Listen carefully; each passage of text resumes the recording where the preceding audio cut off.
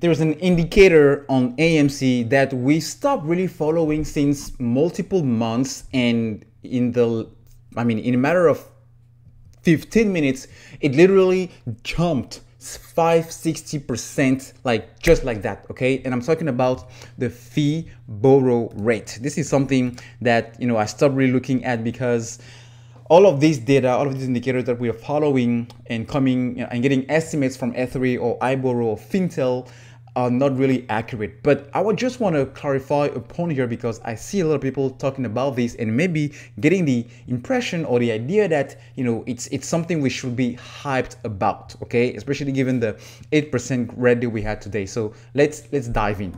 iBorrow desk, AMC Entertaining Holding. You can see that around 4 p.m. okay, 4 p.m. and right after at 4:15, the fee borrow rate jumped from 1% to 5.6%. This is a 560% increase in a matter of 15 minutes. Keep in mind that between these two time frames, okay, these two timestamps, we don't have much shares available, that is significantly increasing or even decreasing. Okay, it's 250,000 here, and then next 15 minutes 300,000. So I don't see anything. So why would be behind? What would explain the fee borrow rate jumping almost 6 times in just a matter of 15 minutes? Well, if they are shorting this, as we know they are, maybe we may have a supply issue, meaning there are less and less shares to borrow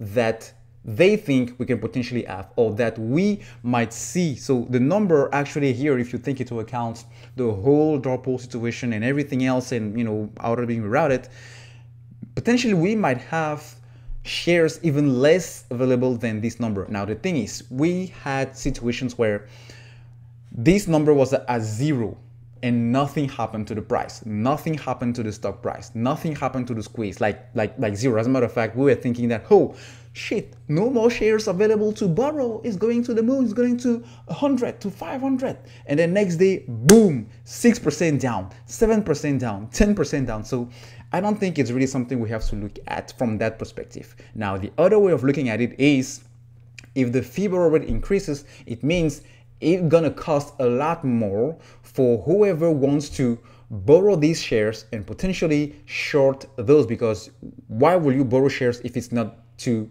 short them? Okay, because if you want to buy shares, you actually buying those to own it. Okay, so anybody borrowing shares is actually shorting it, or maybe potentially lending it. So for both options, whether you want to lend those or short the stock, it's going to cost you 560% more now than it was yesterday. How will that affect the price tomorrow? Because this is what we're here for, okay? All right, but with all the shenanigans happening in this play, guys, I don't really put a lot of faith, and I don't hold my breath anymore into the estimates, rules, buying pressure,